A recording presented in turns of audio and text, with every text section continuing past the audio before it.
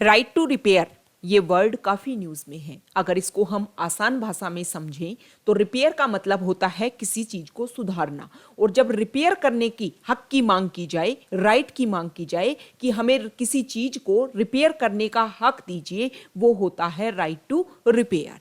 Consumers जो है वो मांग कर रहे हैं कि उनको राइट टू रिपेयर दिया जाए।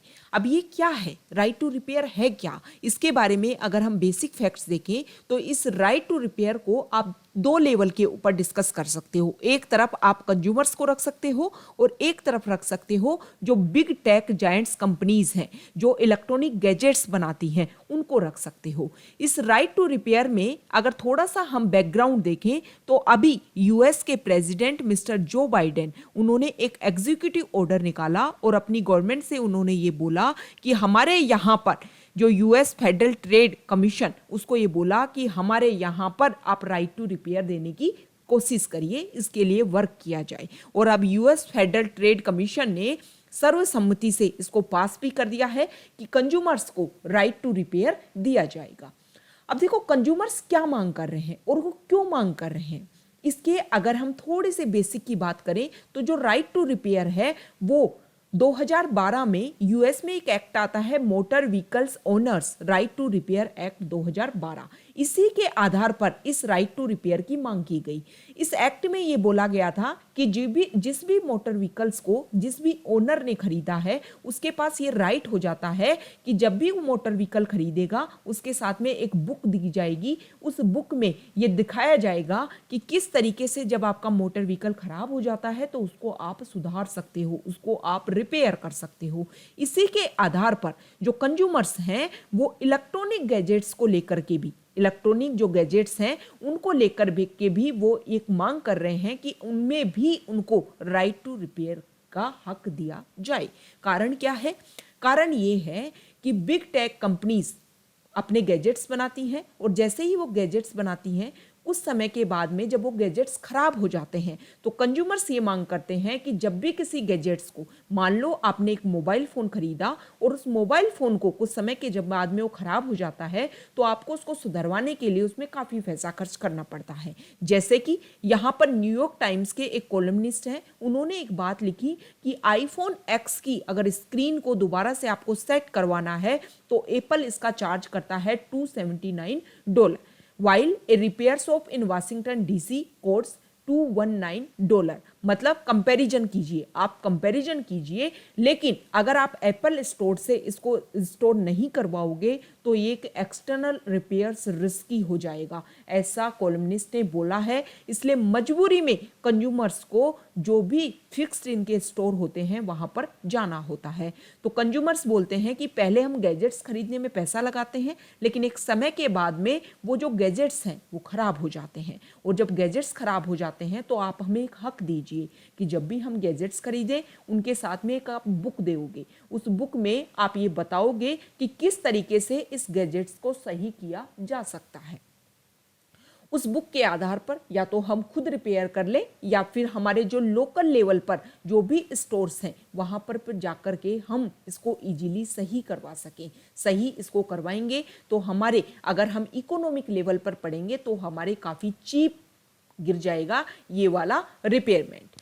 इस बात को लेकर के कंज्यूमर्स प्रोटेस्ट कर रहे हैं, लेकिन बिग टेक जायंट्स जो कंपनीज हैं वो क्या बोलती हैं? वो बोलती हैं कि हमारे जो इंटेलेक्चुअल प्रॉपर्टी राइट्स हैं उनको आप इस तरीके से तो वायलेट करोगे, क्योंकि किसी भी गैजेट्स को बनाने के लिए हमने जिस प्रोसीजर को फॉलो किया, जिस टेक्नोलॉजी को फॉलो किया, अगर हम इसको रिवील कर देते हैं सबके सामने तो हमारी जो इंटेलेक्चुअल प्रॉपर्टी राइट्स है जिसमें हम मनी लगाते हैं, जिस रिसर्च एंड डेवलपमेंट में हम पैसा लगाते हैं, उसका कोई मतलब ही नहीं है। ये बोला जा रहा है बिग टेक जायंट्स कंपनी के द्वारा। अब ये देखो सही बात है, वैसे तो कंपनीज इस पे काफ़ी पैसा खर्च करती हैं और अगर इजीली फ्री में अवेलेबल करवा देंगे तो इनको क्या प्रॉफिट होगा इससे। लेकिन आप इस पॉइंट को, जो राइट टू रिपेयर मूवमेंट है, इसको आप ध्यान में रख करके सोचिए। एनवायरमेंट को काफ़ी नुकसान पहुंचता है इन इलेक्ट्रॉनिक्स डिवाइसेज की वजह से। आप आज ही अपने घर में देखिए, आपके घर में बहुत सारे फ़ोन ऐसे होंगे जिनको आप यूज़ ही नहीं कर पा रहे हो। 1950 के समय में जब कंप्यूटर युग स्टार्ट हुआ था, कंप्यूटर टेक्नोलॉजी को बहुत ज़्यादा यूज़ करने जाने लगा था, उसी समय एक टर्म्स यूज में आई थी, प्लान्ड ऑब्सोलेंस। 1950s में ब्रूक स्टीवेंस ने इस टर्म को यूज़ किया था। उन्होंने बोला था कि ये जो कंपनी है ना, वो इस तरीके से अपने गैजेट्स को बनाती हैं कि एक समय के बाद में जो गैजेट्स की जो लाइफ है वो ख़त्म हो जाए। मतलब जो गैजेट्स पहले जिंदा है वो एक तरीके से अपने आप को डेड डिक्लेयर कर दे। आप भी अपने घर में जब फ़ोन यूज़ करते हैं, फ़ोन खरीदते हैं, तो 1-2 साल तक वो फ़ोन बहुत अच्छे से वर्क करता है, लेकिन 1-2 साल के बाद में वो फ़ोन अचानक से काम करना बंद कर देता है। इसकी वजह से ये जो मटेरियल जिसको ना तो आप यूज़ कर रहे हो और वो आपने घर में रखा हुआ है, अब घर में रखा हुआ है तो इस तरीके के वेस्ट को बोलते हैं ई वेस्ट, इलेक्ट्रॉनिक वेस्ट। इसकी वजह से बहुत ही हार्मफुल हमारे एनवायरनमेंट को नुकसान पहुंचता है। तो इसी को ध्यान में रख करके जो कंज्यूमर्स बोल रहे हैं कि एक तो हमारे इकोनॉमिक बर्डन क्रिएट होता है और दूसरी प्रॉब्लम ये है कि इससे एनवायरनमेंट को भी बहुत ज़्यादा नुकसान पहुंचता है। जो ई वेस्ट होता है उसको आप कहीं डंप कर सकते हो, लेकिन इसको एक तरीके से रिसाइकल जो प्रोसीजर है वो इसका काफ़ी टफ होता है। इसी वजह से पूरे वर्ल्ड लेवल पर जो ई वेस्ट कचरा है वो काफ़ी ज़्यादा बढ़ता जा रहा है। तो इसी को लेकर के एनवायरनमेंट को ध्यान में रख करके कि एनवायरनमेंट को नुकसान ना हो, जिसकी वजह से जो कंपनीज हैं वो इस तरीके से अपना प्रोसीजर लागू करें कि जब कंज्यूमर्स को सारी की सारी प्रोसीजर पता होगी तो उस इलेक्ट्रॉनिक गैजेट्स को एक लंबे समय तक हम यूज़ कर सकते हैं, उसकी वजह से हमारे एनवायरनमेंट को भी नुकसान नहीं होगा। तो ये है right to repair, right to repair. इसकी मांग की जा रही है कि हमें ये रिपेयर करने का राइट दिया जाए। अब ये कंज्यूमर्स को देखो प्रॉफिट तो पहुंचाएगा, कैसे पहुंचाएगा?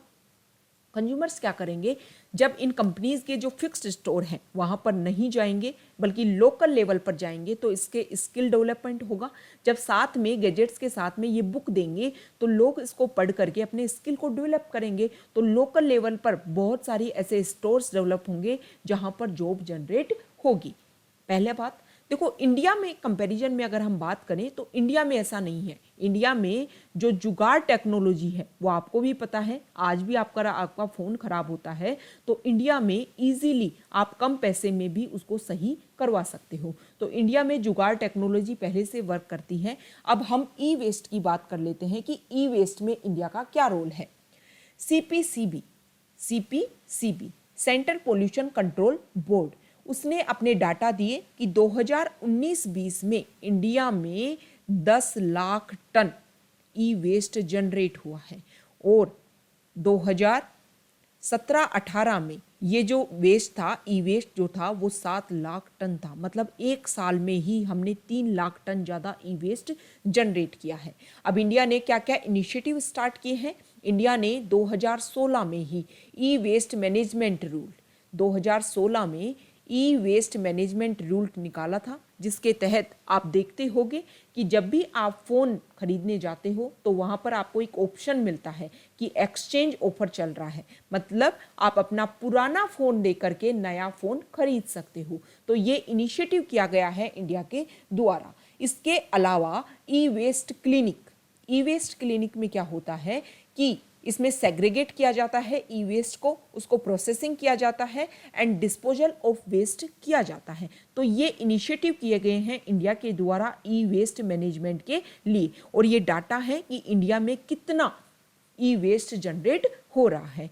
तो ये जो राइट टू रिपेयर है वो आपके समझ में आ गया होगा कि कंज्यूमर्स हैं वो कोशिश कर रहे हैं कि उनको रिपेयर करने का राइट दिया जाए, ताकि उनको खुद को एक तरीके से जब राइट मिलेगा तो वो इजीली अपने इसको जो भी गैजेट्स हैं उनको सही करवा सकेंगे, और जब सही करवा सकेंगे तो इसकी वजह से बहुत ज़्यादा लोकल लेवल पर जो जॉब्स हैं वो जनरेट होंगी, स्किल्स जनरेट होंगी, और जो बिग टेक जायंट्स कंपनी है उनका जो एक मोनोपोली है उसको भी डाइल्यूट किया जा सकेगा। ओके।